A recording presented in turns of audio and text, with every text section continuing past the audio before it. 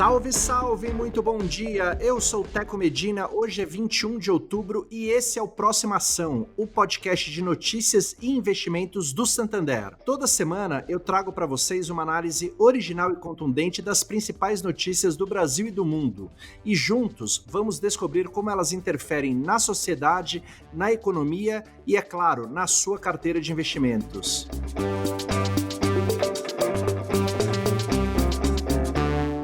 A União Europeia está vivendo uma segunda onda da Covid-19. Na semana passada, a região formada por 27 países, mais o Reino Unido, voltou a ser o epicentro da pandemia do novo coronavírus e a restringir a circulação de pessoas por causa da doença. A alta diária do número de infectados superou a dos Estados Unidos, que vinham liderando em número de novos casos. A União Europeia também passou os americanos em número de casos por milhão, com 152 contra 150 casos por milhão de habitantes. Para tentar conter o novo surto da doença, diversos governos já anunciaram medidas de restrição à circulação de pessoas e ao funcionamento de empresas. A Bélgica, por exemplo, decretou toque de recolher em nível nacional, com fechamento de bares e restaurantes por 30 dias. Na França, o mesmo vale por 15 dias para as grandes cidades. Portugal entrou em estado de calamidade pública e proibiu reuniões com mais de 5 pessoas. Madrid, na Espanha, está em estado de emergência, e a Inglaterra adotou uma escala de restrições de acordo com o ritmo de avanço da doença.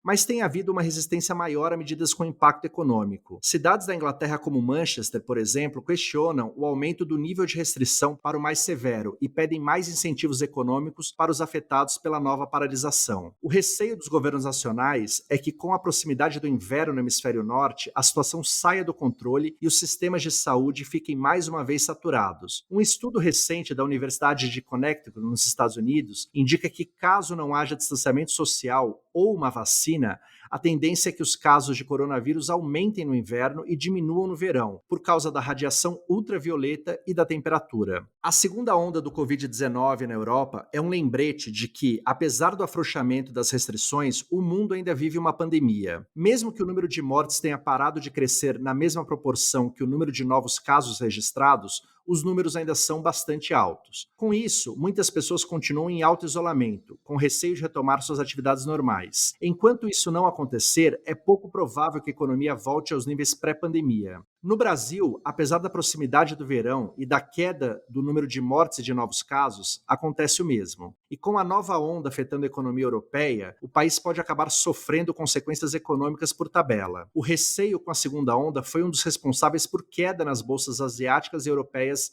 na última quinta-feira. E para aprofundar a nossa análise do impacto dessa notícia no mercado financeiro, eu trago aqui a Sandra Gouveia, Head Private e Varejo da Santander Corretora. Oi, Sandra, bom dia, tudo bem? Bom dia, Teco. Tudo bem e você? Tudo bem. Olha só, os investidores ainda estão com fevereiro e março aqui na cabeça. Você acha que essa segunda onda do coronavírus pode afetar os investidores por aqui como? Será que se a coisa piorar, a gente pode ver de novo queda nas bolsas e desvalorização do real, por exemplo? De fato, há uma preocupação por parte dos investidores com uma segunda onda de contágio, diante de receios de medidas sociais mais restritivas, consequentemente, o que isso pode impactar a trajetória de crescimento na economia mundial. O isolamento social nos trouxe o quê? Fechamento dos comércios e também um impacto significativo para a atividade econômica. E uma eventual retomada dessas medidas poderia sim levar a um aumento à aversão de risco, por consequência, sensibilizar os mercados de investimento. Mas, um outro lado que tem se acompanhado bastante é o número de mortes, e esse número parou de crescer. E também não temos observado uma pressão sobre os leitos em hospitais. Portanto, Teco, por hora, acho que é possível que os governos não adotem medidas tão restritivas, assim como a gente observou lá em março, como você citou, e as autoridades podem sim continuar atuando pontualmente nas respectivas regiões. Sendo assim, Teco, a recuperação econômica sim pode continuar em curso, ainda que de maneira mais gradual, acompanhada de juros baixos por bastante tempo e com suporte de estímulos dos governos, como vem acontecendo sim nos últimos meses. Ainda que a gente veja volatilidade no curto prazo, essa combinação de fatores pode sim colaborar para uma recuperação de preços de investimentos no horizonte de médio e longo prazo. Portanto, aqui a sugestão é que os investidores mantenham um portfólio diversificado, com estratégias que possam capturar as oportunidades que surgirem nesse cenário esperado, combinando com instrumentos de proteção para minimizar os impactos das oscilações.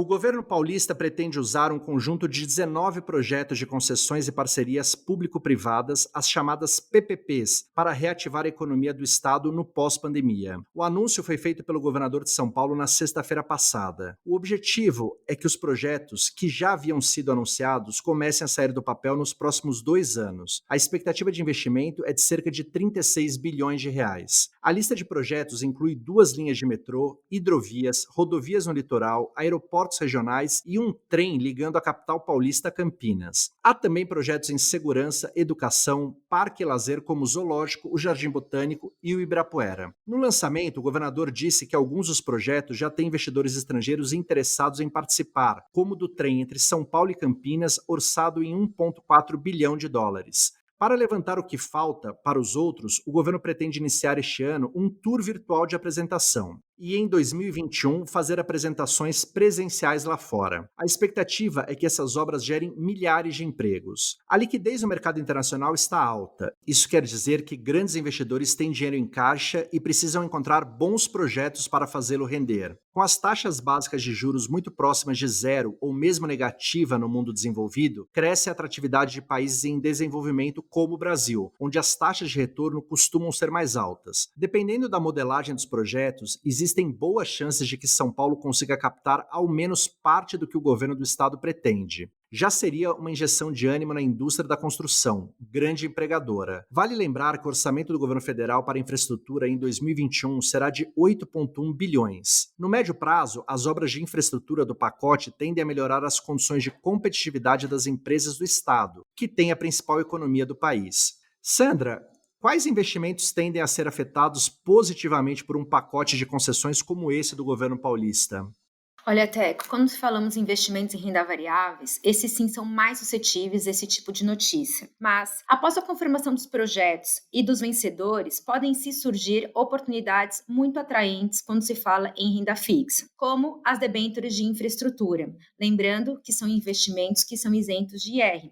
E também costumam pagar juros reais atraentes. Pensando em renda variável, então, em um primeiro momento, as ações ligadas à infraestrutura podem sim ser um destino natural de investidores que desejam ter exposição a esse tipo de evento. Atualmente, já temos listadas na B3 empresas de concessões rodoviárias, hidroviárias e ferroviárias. Mas acreditamos que caso o governo do estado tenha sucesso na implementação dos projetos, eles possam impactar um elevado número de setores, desde a cadeia de suprimento, como aços, concreto, até beneficiárias de produtos finais, como empresas de logística, que poderão ter um incremento na sua produtividade, ou mesmo o setor elétrico, que pode ter novas concessões surgindo em regiões que ganharão um novo adensamento populacional ou industrial.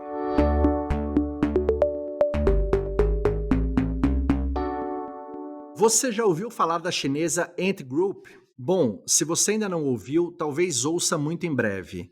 A Ant Group é a fintech de serviços de pagamentos do grupo Alibaba, um dos maiores conglomerados de comércio eletrônico do mundo, controlado pelo empresário Jack Ma. Em 2014, quando abriu capital na Nasdaq, a bolsa americana de tecnologia, o grupo Alibaba levantou 25 bilhões de dólares, na maior oferta inicial de ações realizadas até então. Agora, Jack Ma pretende repetir o feito com a Ant Group. Isso, mesmo com a guerra comercial entre Estados Unidos e China ameaçando azedar o cenário para empresas chinesas. Depois de discussões iniciais com investidores potenciais, a companhia anunciou que pretende aumentar sua meta de valuation, que é como o mercado chama o valor em que está avaliada uma empresa. Eles pretendem passar de 250 bilhões para 280 bilhões de dólares e captar 35 bilhões de dólares em uma oferta inicial de ações nas bolsas de Xangai e Hong Kong. O que justifica a exuberância dos números é um portfólio de serviços com cerca de 1,3 bilhão de usuários ativos, que movimentam anualmente mais de uma dezena de trilhões de dólares em transações. A maior abertura de capital da história até agora foi da Saudi Aramco, a petroleira estatal saudita, a maior do mundo no ramo, que captou 25,6 bilhões de dólares no final do ano passado. A abertura de capital do Ant Group não tem impacto direto sobre a economia ou os investidores brasileiros, mas é sintomático de algo que também está acontecendo por aqui. Empresas de tecnologia em áreas como comércio eletrônico e serviços bancários vêm se mostrando investimentos promissores. O Mercado Livre, por exemplo, que tem forte atuação no Brasil, tornou-se recentemente a companhia mais valiosa da América Latina. Companhias do setor de varejo, em processo de transformação digital, também tiveram altas recentes e apresentaram boa perspectiva de valorização. As empresas de tecnologia na B3 ainda são poucas, mas a lista vem crescendo. Sandra, qual é o melhor caminho para quem quer apostar em empresas com uma pegada tecnológica mais forte? Teco, embora tenhamos empresas bastante tecnológicas e disruptivas por aqui, quando falamos de alta tecnologia, infelizmente não é o Brasil o primeiro nome que nos vem à cabeça. Mas a boa notícia é que existem instrumentos no mercado financeiro que permitem que todo investidor com um perfil adequado de propensão ao risco possa se expor a esse tipo de realidade.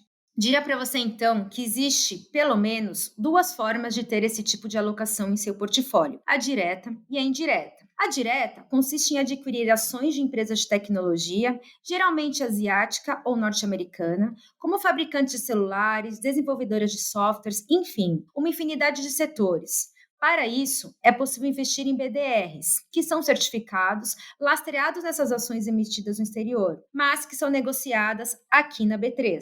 E recentemente, por conta de uma alteração da regra da CVM, esse investimento passou a ser permitido para qualquer investidor. Até então, somente os investidores qualificados que poderiam negociar. Outra forma é delegar a escolha dos ativos a um gestor profissional, ao investir em um fundo de investimento. Nesse caso, é importante entender qual é o mandato do fundo, isto é, se ele investe no exterior e principalmente em empresas de tecnologia.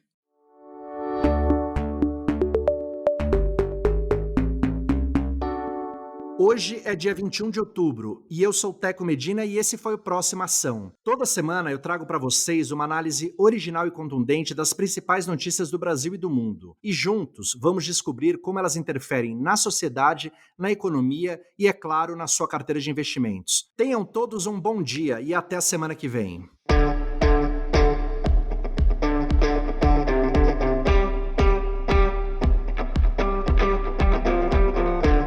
Quais os critérios fundamentais para escolher onde investir? Com tantas opções disponíveis no mercado, fica até difícil saber qual a diferença de uma para outra.